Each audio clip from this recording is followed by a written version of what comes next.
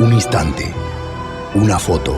Hemos venido aquí hoy a muchas cosas. Una época de cambios que devienen un cambio de época. A muchas cosas, a caminar, a marchar, a saltar, a cantar. Una frase, un sentimiento colectivo y las ganas de hablar de nosotros en nuestro idioma. Pero entre tantas cosas de las que hoy hemos venido a hacer aquí a Mar del Plata hoy, nuestros problemas, nuestras soluciones, nuestra América adulta y soberana. Y cada uno de nosotros trajo una pala. Un fantasma recorre Europa y el mundo entero. Una pala de enterrador. Un continente que expone a la faz del mundo entero sus conceptos, sus fines, sus aspiraciones. Y una frase que lo resume todo. Porque aquí en Mar del Plata, gritada en el lugar indicado, está la tumba del Alca. En el momento exacto. Vamos a decirlo. Alca, Alca, al carajo. A partir de este momento, Alca, Alca, al carajo. Las fronteras se abren y la patria se agranda. Esto es Al Carajo.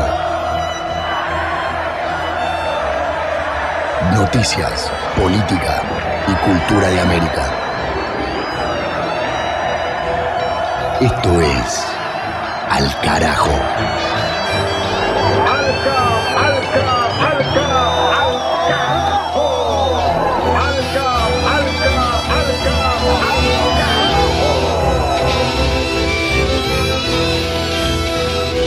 Y acá estamos, nuevo año, nueva temporada, la número 12 de este ciclo radiofónico de noticias políticas y culturales de América Latina y el Caribe, que hacemos desde hace 12 años ininterrumpidos.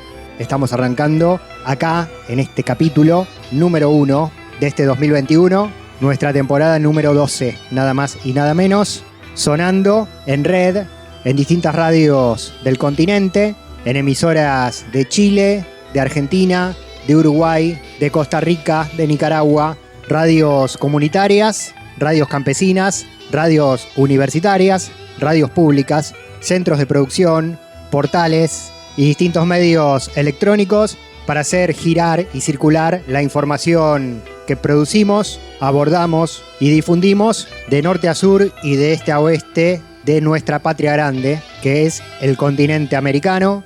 Del Río Bravo hacia el sur es nuestra agenda y estamos felices de volver al aire y de volver a encontrarnos con los oyentes y las oyentes en cada lugar, en cada rincón. Mi nombre, Pablo Daniel Ovín, el de siempre, en este micrófono, en la conducción, producción periodística y ediciones, con equipo renovado para esta temporada. Vamos a contar con la voz y las ideas de Juan Francisco Martínez Pería, historiador, docente universitario, integrante del área de historia del Centro Cultural de la Cooperación de Argentina. Juan Francisco nos va a proponer, programa tras programa, recuperar las ideas y los postulados de los grandes referentes políticos de América Latina, muchos de ellos olvidados o silenciados en la historia. De hacer historia se trata, justamente, para construir esta identidad latinoamericana y este futuro de patria grande unida que miramos como horizonte y que queremos aportar humildemente a construir desde este espacio radiofónico. A Juan Francisco Martínez Pería, el nuevo, se va a sumar también Mavi Sosa, que forma parte de este equipo desde hace varios años. Mavi con la parte cultural del programa, el arte, la música, la expresión y la creación de los distintos países de este patio. Mavi con las lecturas, con las voces de los grandes cantores y cantoras, con los colores y las imágenes de América Latina en el aire. Un gusto seguir compartiendo con ella. Y en este 2021 no lo vamos a tener a Ernesto Vera, que fue nuestro musicalizador en la temporada anterior. Cuestiones de agenda nos separan, pero de Ernesto nos quedan igual muchos aprendizajes y muchas músicas de lugares que visitamos de su mano el año pasado. Así que su impronta está en este Al Carajo 2021. Tenemos redes sociales, Twitter, Instagram y Facebook. Nos buscan como Al Carajo Radio en todos esos espacios virtuales. Tenemos un canal de YouTube, tenemos un espacio en internet, en la plataforma iVoox, iVoox.com /alcarajo2021 para escuchar y compartir este programa más allá del momento en el que sale al aire en cada emisora que nos retransmite durante la semana y el fin de semana. Y también en esas redes sociales y espacios, la posibilidad de la comunicación con las audiencias. Allí recibimos sus mensajes, sus críticas, sus pedidos, sus reclamos, sus felicitaciones y sus abrazos también, ¿por qué no? Al carajo 2021 en marcha, entonces, agenda cargada, compromiso informativo, otras voces, otra mirada, otras noticias de América Latina y el Caribe. Esto empieza con los titulares. Información y desarrollo. País por país, región por región. Esto es Al Carajo y allá vamos. Del Atlántico a los Andes, del cerro a la cordillera. Al Carajo. Las noticias de América.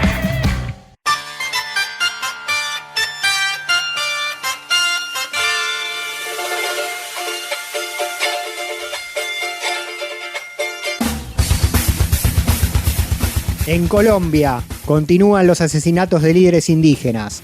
La unidad indígena del pueblo Aguá informó sobre la muerte de Marcos Pay, integrante de esa organización y ex gobernador de la comuna de La Brava, ubicada en el departamento de Nariño. El crimen de Pay fue perpetrado por un grupo armado irregular tras ser secuestrado y torturado junto a otras 3 personas que lo acompañaban. El ajusticiamiento fue, según trascendió, por no haber obedecido las restricciones de movilidad impuestas por el propio grupo paramilitar, que denuncian los pobladores locales, ejerce el control del territorio ante la ausencia del Estado.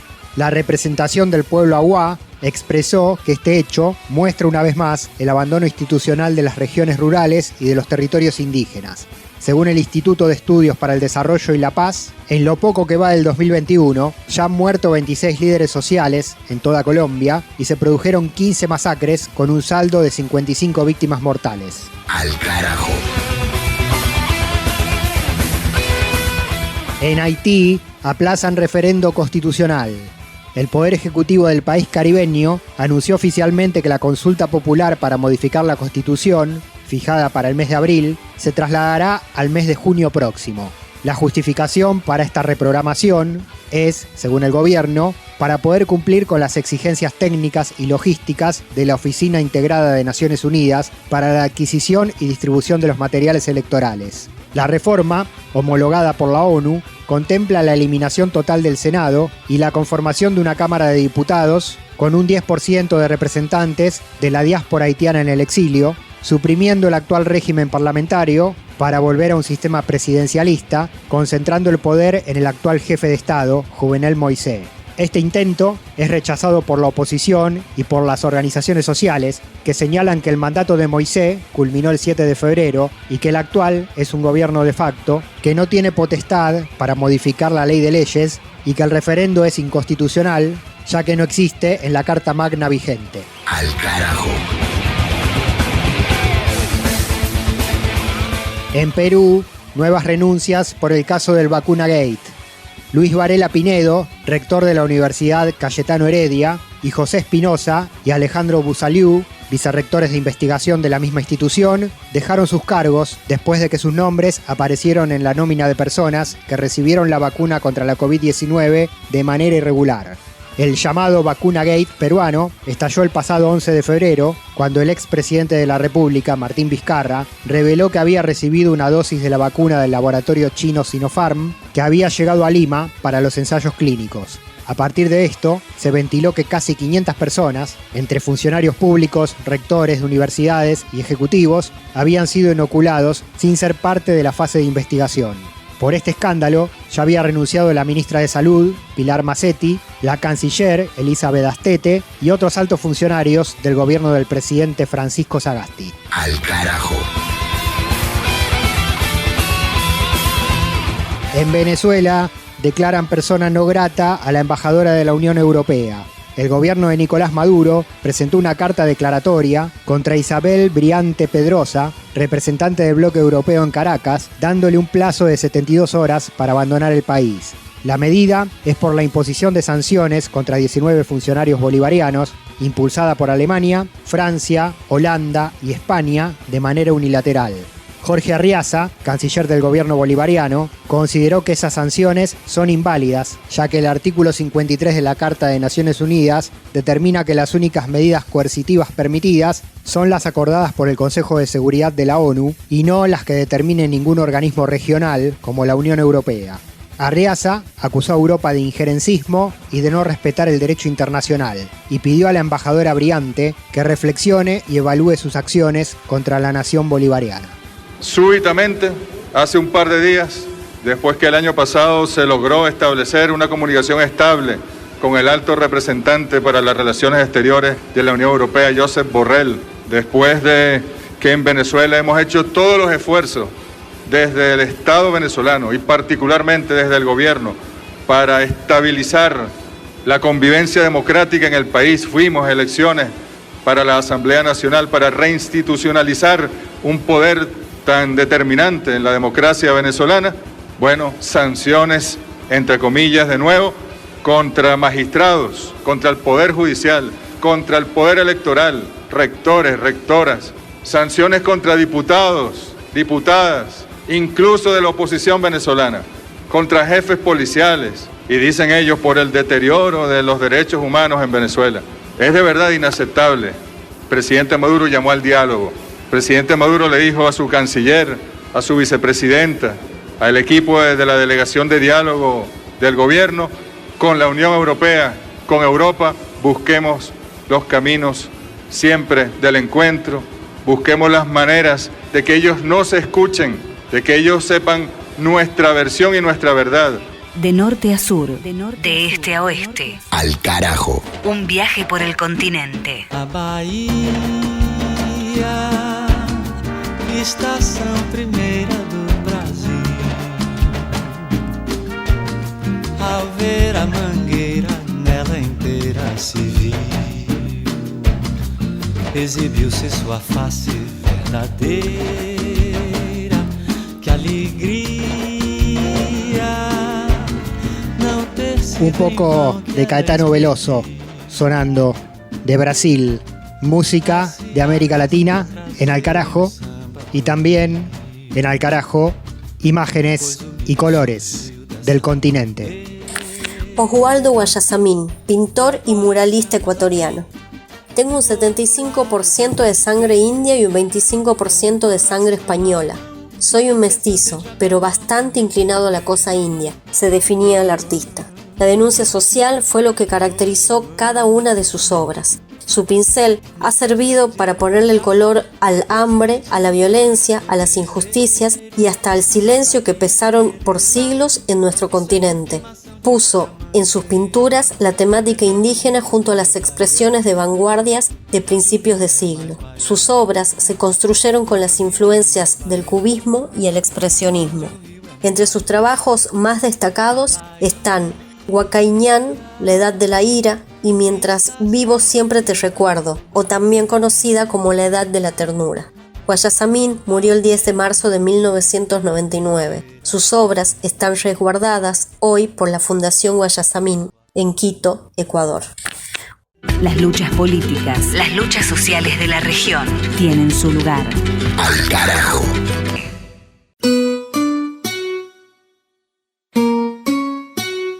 Seguimos en Al Carajo y en este segmento nos vamos a ir hasta Ecuador para actualizar cómo está la situación de cara a las elecciones, a la segunda vuelta del próximo mes de abril, tras lo que fueron las elecciones de primera vuelta en febrero y el triunfo de Andrés Arauz y esa disputa voto a voto que se dio entre el candidato de la derecha Guillermo Lasso y el candidato del partido Pachacutic, Yacu Pérez, que terminó quedándose afuera, según los últimos números que dio el Consejo Nacional Electoral.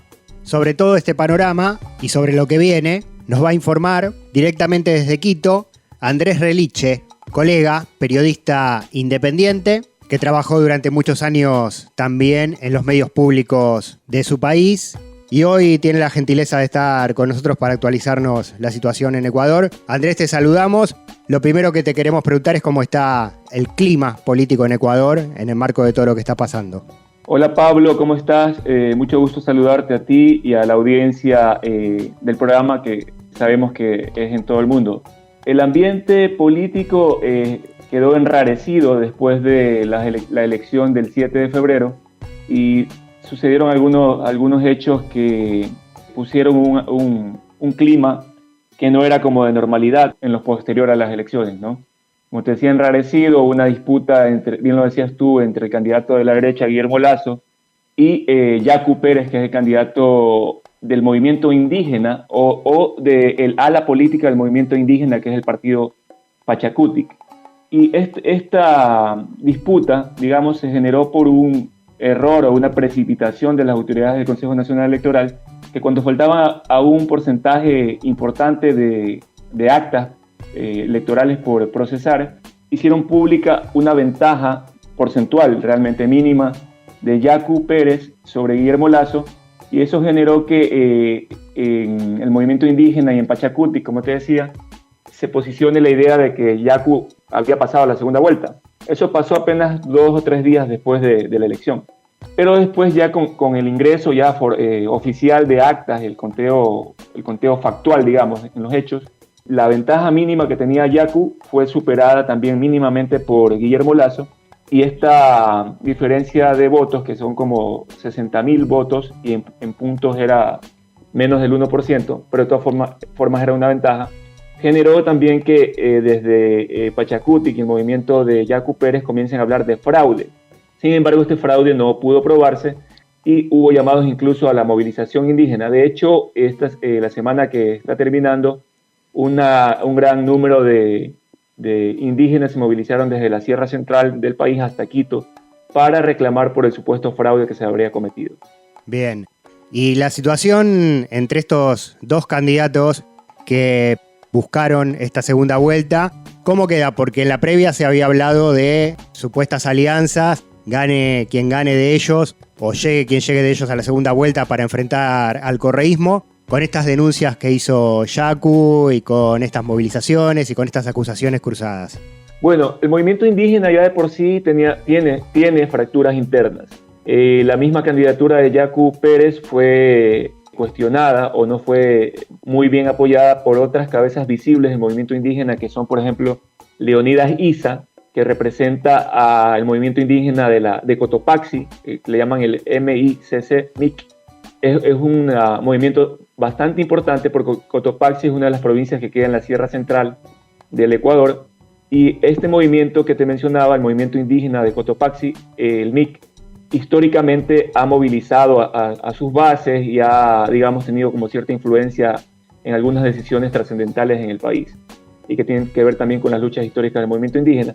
Entonces, como te decía, había cuestionamientos a la misma candidatura de Yacu Pérez porque perciben que este candidato no tiene una consistencia o una coherencia ideológica y tranquilamente podría pactar con la derecha, algo que también es digamos, como un mito o es una de las líneas rojas que jamás cruzaría el movimiento indígena, es pactar con la derecha, por la tradición de las políticas, digamos, neoliberales de la derecha y también por las luchas históricas del movimiento indígena que se contraponen a eso, ¿no? Era un contrasentido que tener un candidato que sea sospechoso, por lo menos, de no tener una consistencia ideológica para eventualmente que no pacte con la derecha. Entonces, como te decía, y el otro líder indígena, que es Jaime Vargas, que es el presidente de la poderosa Confederación de Nacionalidades Indígenas, también no había manifestado un apoyo abierto a Yacu Pérez, pero sin embargo se entendía como que había, digamos, como cierto apoyo del movimiento, lo cual en la práctica no era cierto.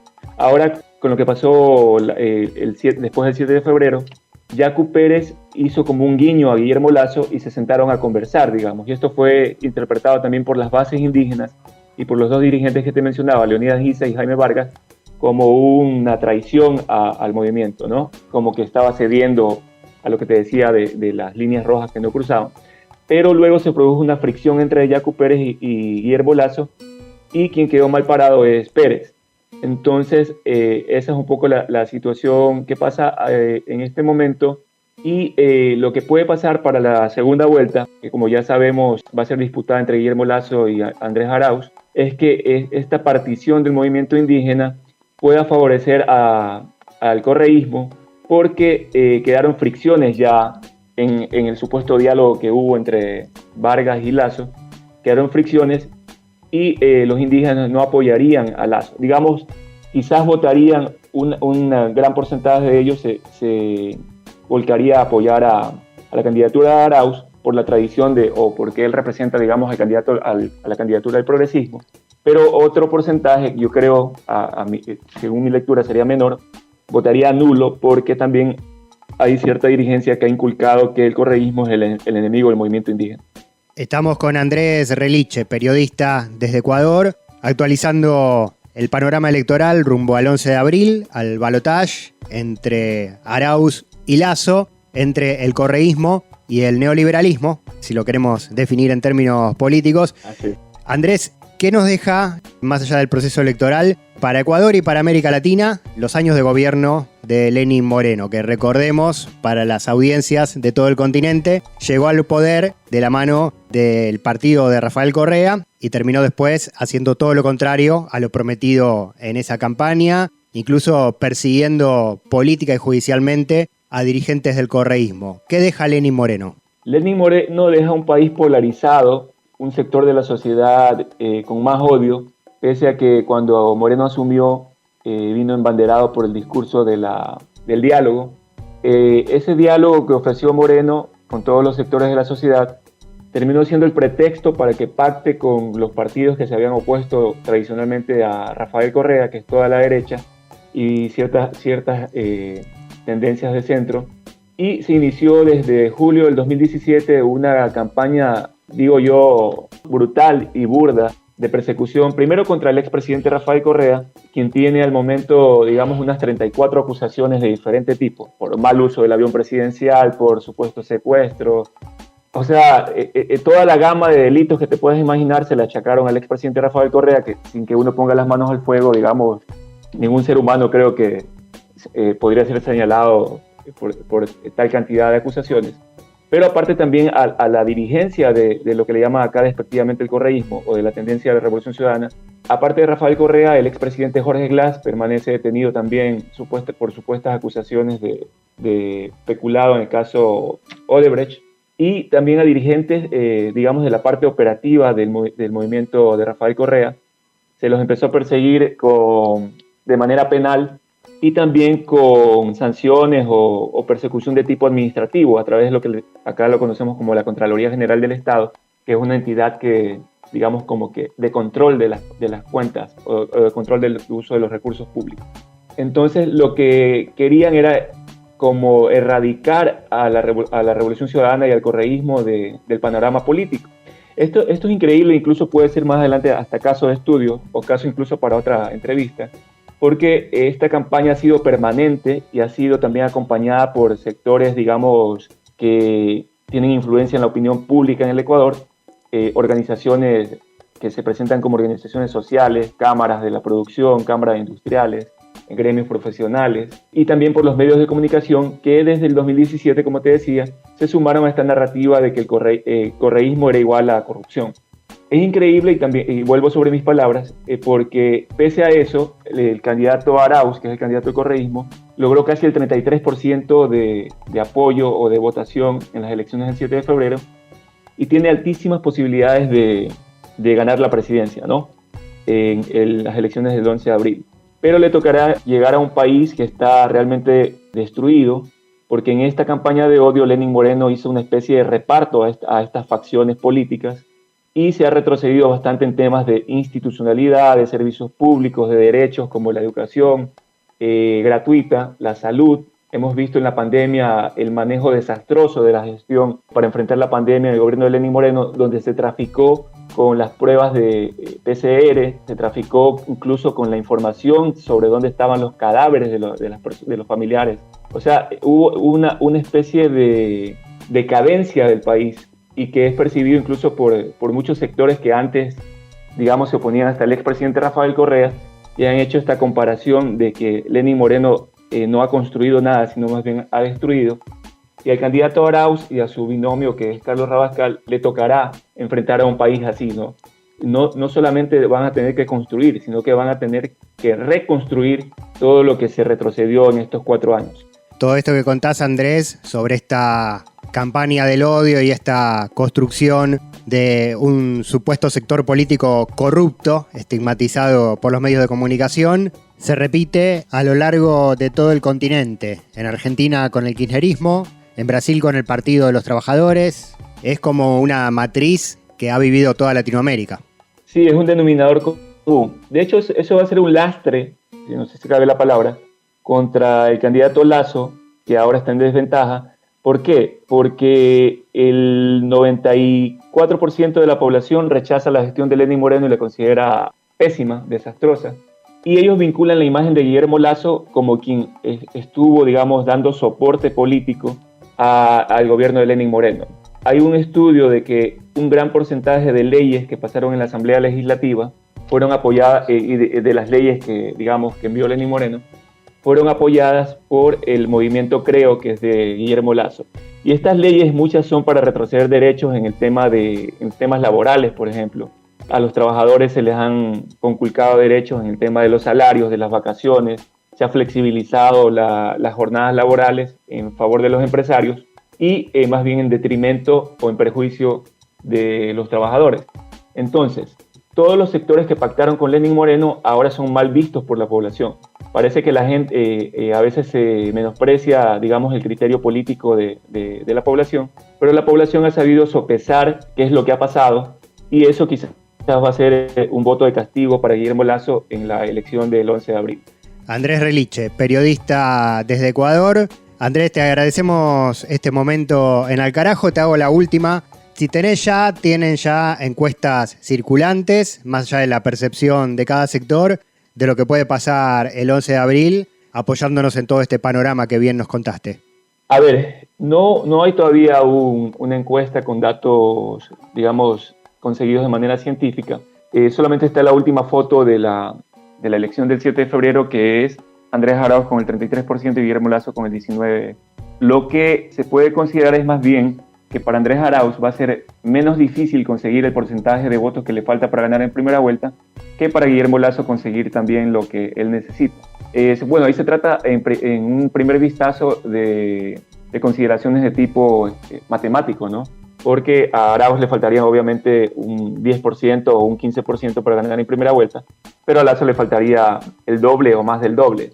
Pero aparte de eso entra la consideración política que te decía más temprano, que Guillermo Lasso en esta tercera presentación que tiene como candidato a la presidencia de la República, porque es la tercera ocasión que se presenta, tiene ya un techo de crecimiento y también tiene un alto índice de rechazo.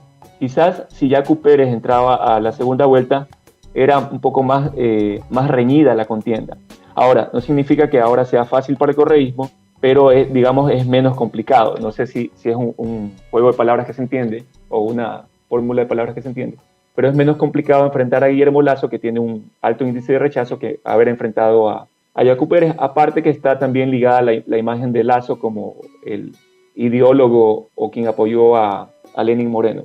Otra cosa también es que en esta segunda vuelta va a enfrentarse, no van a enfrentarse, bueno, sí modelos ideológicos, pero también una narrativa de correísmo, y con todo lo que construyó Rafael Correa en los 10 años, versus anticorreísmo, odio, revancha, que es lo que representa Guillermo Lasso. Y lo que sí hay estudios, que si bien no hay números, es que la mayoría de la población está cansada ya de la confrontación y quieren más bien tener una especie de estabilidad o tener una candidatura que garantice tranquilidad y que esta tranquilidad vaya de la mano con un buen manejo del tema de la crisis de salud, que por cierto sigue vivo el tema de la pandemia en Ecuador, el alto índice de contagios y muertes, y también el tema de la recuperación económica, de la reactivación productiva, en fin, o sea, una gestión que garantice que la economía se mueva y que la gente pueda asegurar llevar la comida a su casa y no seguir alimentando más bien una campaña de odio y revancha. Andrés Reliche explicándole a nuestras audiencias en toda Latinoamérica el proceso político eleccionario ecuatoriano. Andrés, gracias por el contacto. Te pido que dejes algún vínculo, algún lugar en internet donde nuestra audiencia pueda seguirte, pueda leerte y pueda enterarse también de primera mano de tu trabajo. Bueno, yo actualmente estoy en Twitter como Periodismo en Buceta. Así me pueden encontrar y es Reliche Andrés mi usuario. Reliche Andrés, se me apellido antes que el nombre. Muy Periodismo bien. en Buceta. Ahí está para seguirlo. Andrés, gracias de vuelta y te volveremos a contactar pronto. Un abrazo, siempre un gusto conversar con ustedes. Al carajo. Una mirada al sur desde el sur. Al carajo. Al carajo. Identidad, música y cultura de América Rebelde. Vamos a cantar todos juntos. Gracias. Otra. Y la música, ahora en Al carajo, tiene que ver con los escenarios, conciertos en vivo, pero conciertos históricos, como este en el que nos vamos a meter. Recitales que marcaron momentos políticos y que significaron gritos de libertad en los distintos países de América Latina. Los vamos a ir recorriendo programa por programa y recordando. En esta oportunidad, la protagonista es Mercedes Sosa y la historia la cuenta Mavi Sosa, acá en el programa. Así es, Pablo. El 18 de febrero de 1982, Argentina vivió un hecho que trascendió lo cultural y quedó en la memoria como la primera expresión de libertad en dictadura: el regreso de la cantora tucumana Mercedes Sosa. Mercedes Sosa se exilió en 1979, pero el exilio de los escenarios fue para ella mucho antes, dado que ante cada anuncio de un concierto, Sosa sufría amenazas de bombas o la represión de las fuerzas policiales. Por eso, su regreso era de algún modo un acto no solo de rebeldía, sino también de valentía. Después que una garra me arañe esta suerte. La organización del concierto fue ardua. Por un lado, los empresarios de los teatros no querían arriesgarse a tener en sus escenarios a una artista polémica, censurada, que integraba la lista negra de la AAA. Por el otro lado, había que negociar cada movimiento con las fuerzas de seguridad del Estado. Sin embargo, los propietarios del Teatro Ópera de Buenos Aires fueron quienes aceptaron el desafío, y desde el primer día la demanda de localidades generó cada vez nuevas funciones. Finalmente el artista dio 13 conciertos que luego integraron un disco editado con el nombre Mercedes Sosa en Argentina 1982. Actualmente, ese disco integra la lista de los álbumes más vendidos del país.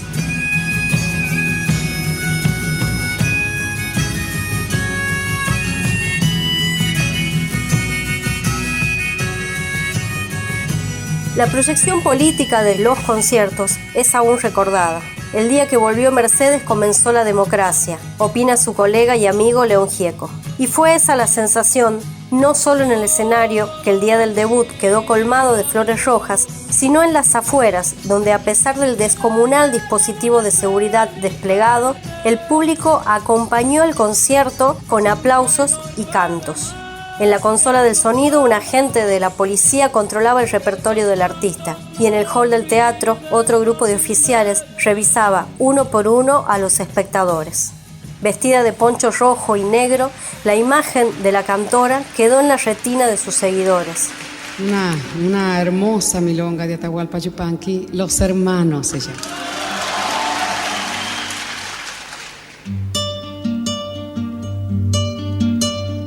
Presencia de Uruguay en la milonga. Me llamo Mercedes Sosa, soy argentina, dijo, plena de emoción, y comenzó a cantar Milonga de los Hermanos de Atahualpa Yupanqui. Yo tengo tantos hermanos que no los puedo contar. En el valle, la montaña, en la pampa y en el mar. Cada cual con sus trabajos, con sus sueños, cada cual. El repertorio, que sorpresivamente se repitió durante 13 noches, fue el que integró su gira por América Latina y por Argentina, donde luego de cantar en su tierra natal, en Tucumán, en noviembre de ese año, volvió a instalarse en su país.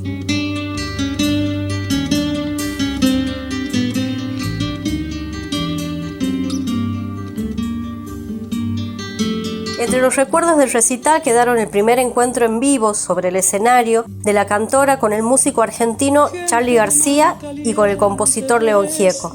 También inauguró allí una apertura hacia el rock y el tango. Después de años de silencio, la música popular necesitaba la hermandad que se produjo sobre el escenario.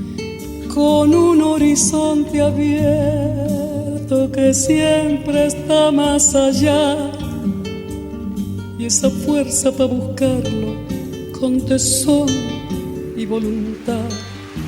Los 13 conciertos del Teatro Ópera de Mercedes Sosa fueron un punto de inflexión en lo personal y en la carrera profesional del artista. También le devolvió la esperanza a miles de argentinos que llevaban años de opresión, tortura y de muerte.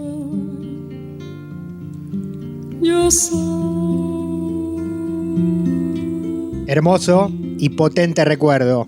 Devuelto al presente por Mavi Sosa en Al Carajo, la canción que vamos a escuchar de aquel concierto de Mercedes Sosa, vuelta del exilio a la Argentina, todavía con la dictadura militar en el poder, es esta: Soy pan, soy paz, soy más, de Piero, interpretada en vivo por La Negra.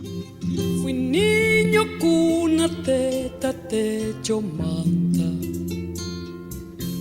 Más miedo, cuco, grito, llanto, raza. Después mezclaron las palabras o se escapaban las miradas. Algo pasó,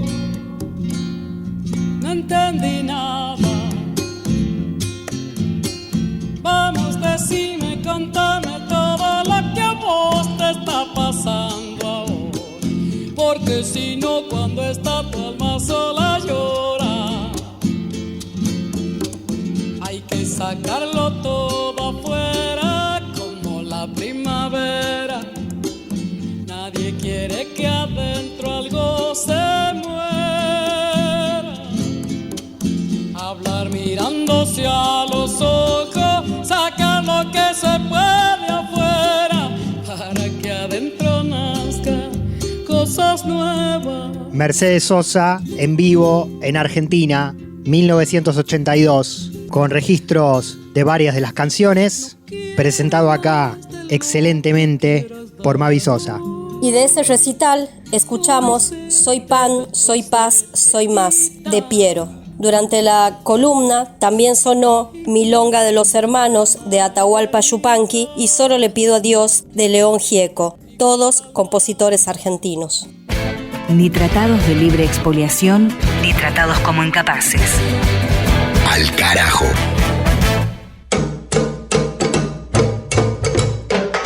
Y este segmento de Al Carajo se lo vamos a dedicar a la historia de nuestro continente, a través de los distintos pensadores y protagonistas de las distintas épocas de la construcción de nuestra América Latina. Esto lo vamos a hacer en esta temporada a través de una nueva voz que se suma al programa, Juan Francisco Martínez Pería, que es historiador, que es coordinador del Departamento de Historia del Centro Cultural de la Cooperación de Buenos Aires, República Argentina, docente universitario, y él nos va a ir llevando programa a programa a través de las voces y el pensamiento de esos nombres que yo digo fueron generando este concepto de América Latina, concepto no geográfico solamente, sino político.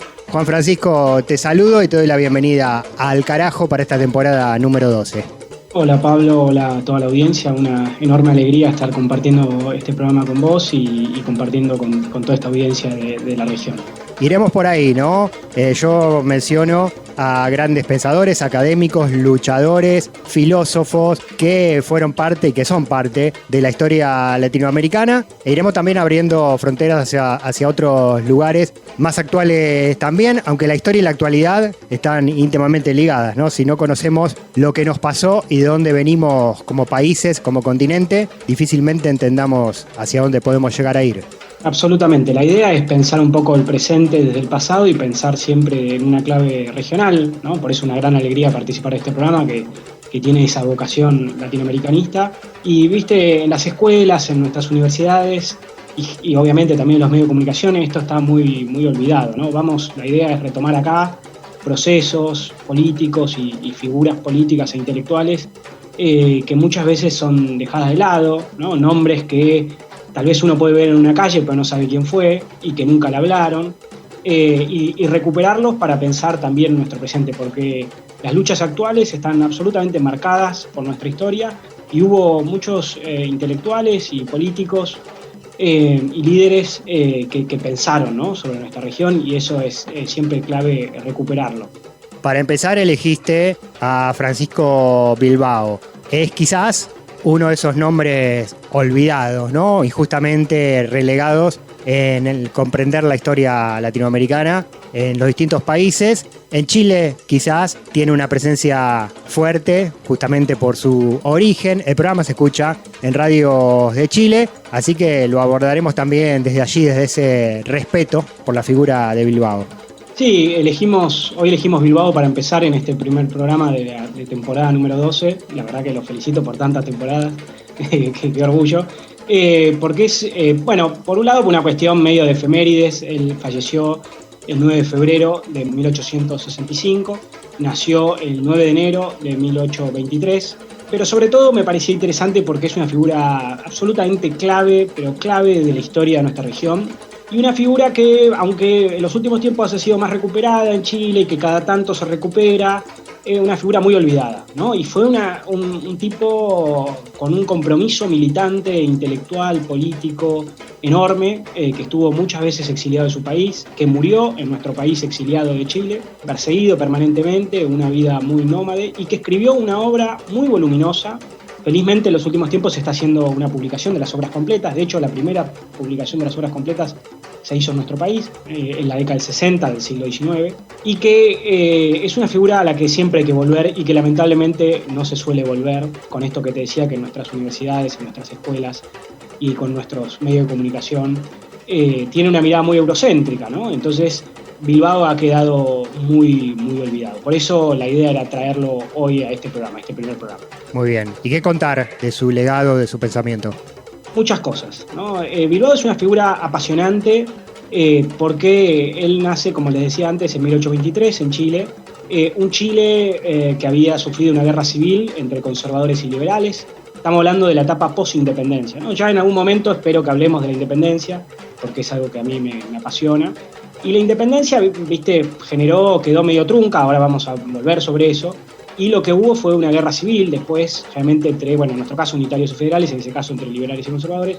Y lo interesante de Bilbao es que él de joven, él estudia, ¿no?, en Chile, y de joven muy tempranamente despunta como un intelectual liberal, que de alguna manera va a comprar el paquete entero típico del liberalismo eurocéntrico del siglo XIX, a la Sarmiento, digamos, ¿no? Sin llegar a ser Sarmiento, porque nunca fue ese tipo de tan violento y tan genocida, digamos, pero muy tempranamente le escribe un libro que fue un escándalo que se llamó Sociabilidad Chilena, donde ahí podemos ver una mirada de gran admiración a Estados Unidos, a Francia y a Europa, ¿no?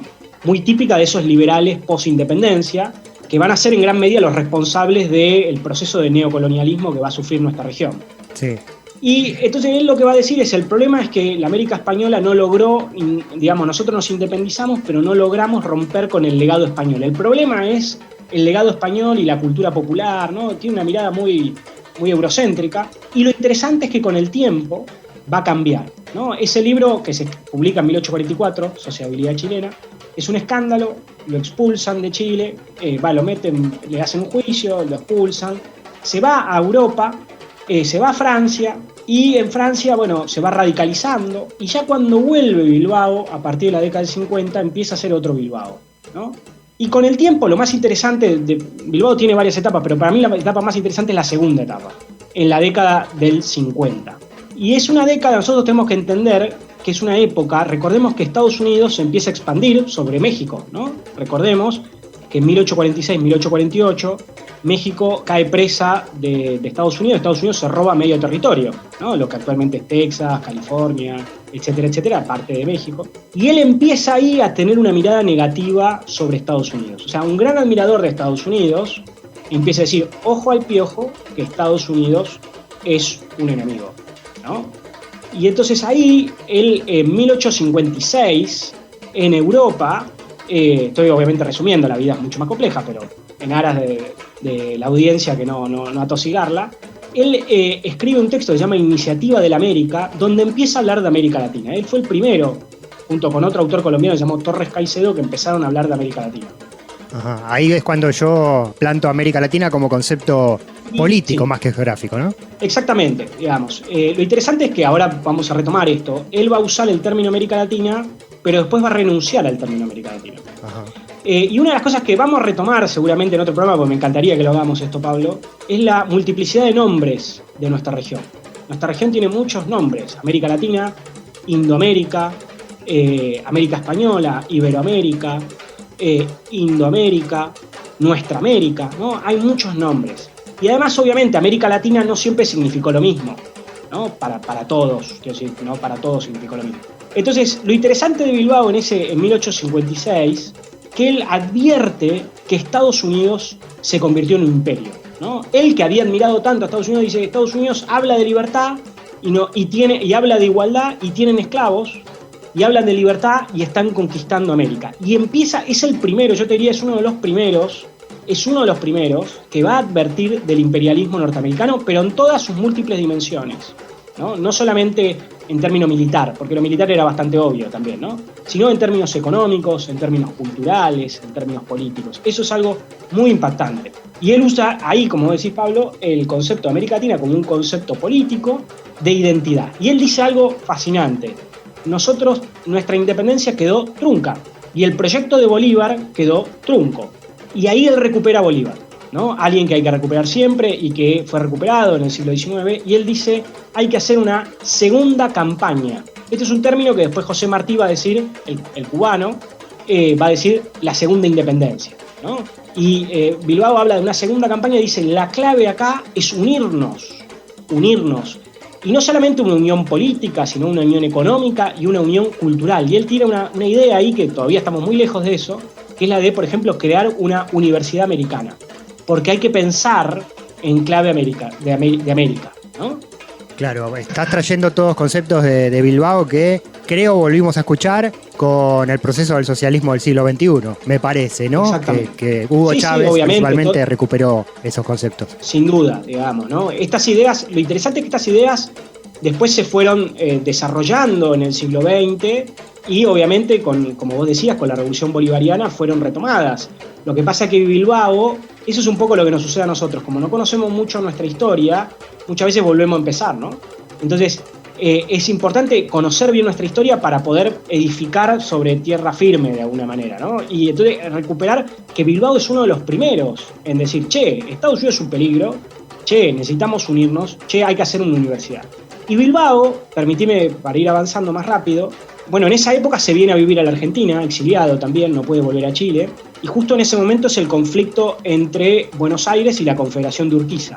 Y él trabaja para la Confederación de Urquiza, ¿no? Política y culturalmente, dirige un diario, y se opone radicalmente a Sarmiento y a Mitre, quienes incluso había conocido en Chile, ¿no? Y los acusa de ser falsos liberales, de hablar de libertad y de promover un genocidio indígena. Y esto es una cosa más importante de Bilbao. Bilbao va a ser un gran reivindicador de las comunidades originarias, un gran reivindicador, y va a plantear en esa época que de ninguna manera la solución era el aniquilamiento de los pueblos originarios, ¿no? Y ya avanzando en el tiempo, en la década del fines de la década del 50 y la década del 60, Bilbao va a escribir una serie de textos, pero el último texto muy importante al que me quiero referir es El Evangelio Americano, que es su último libro, en 1864. Él muere en 1865. La década del 60, comienzo de la década del 60, en América Latina es una época muy compleja porque hay toda una avanzada imperialista europea, ¿no? Atacan varios países de América y particularmente Francia invade México.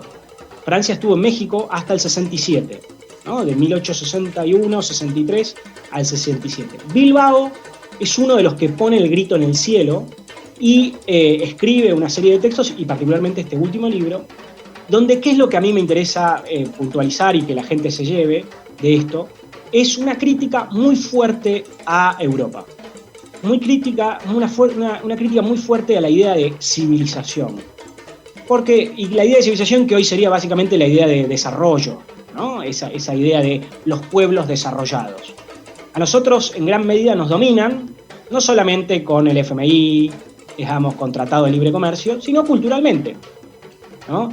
Y Bilbao advierte eso, ¿no? Él tiene un libro que tiene un textito que se llama La emancipación del espíritu en América, la necesidad de emanciparnos mentalmente, de dejar de pensar en clave europea y de tomar a Europa como modelo.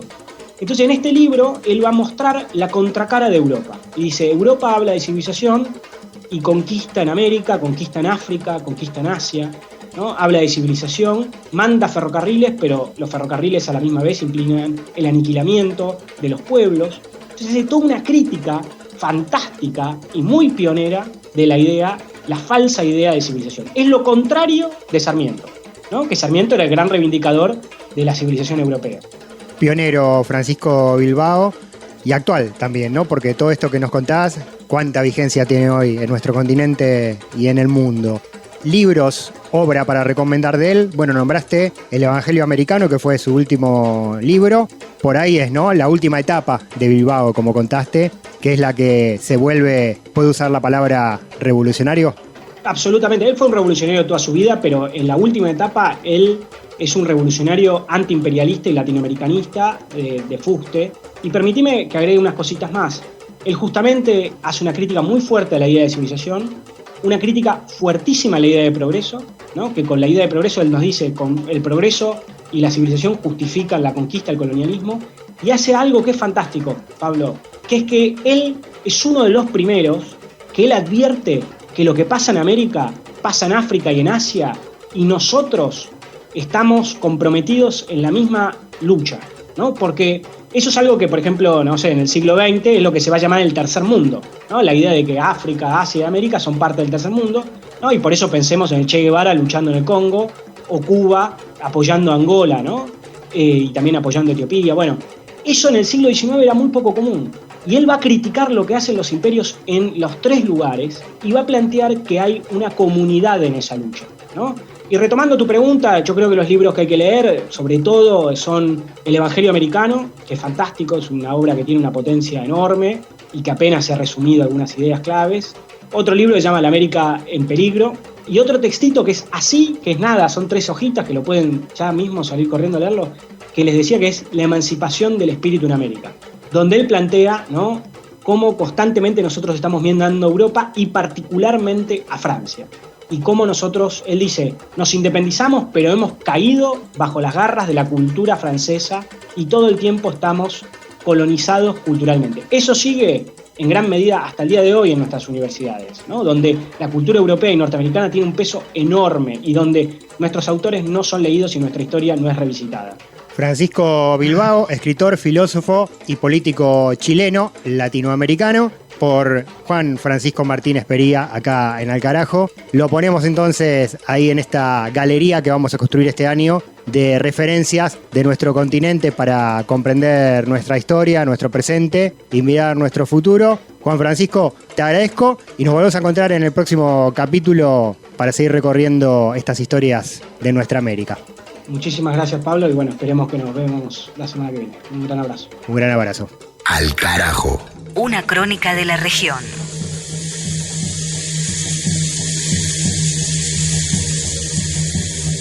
Y esta crónica de América Latina también la hacemos con nuestra literatura. El libro elegido para esta temporada 2021 de Al Carajo es Como agua para chocolate, de Laura Esquivel, México.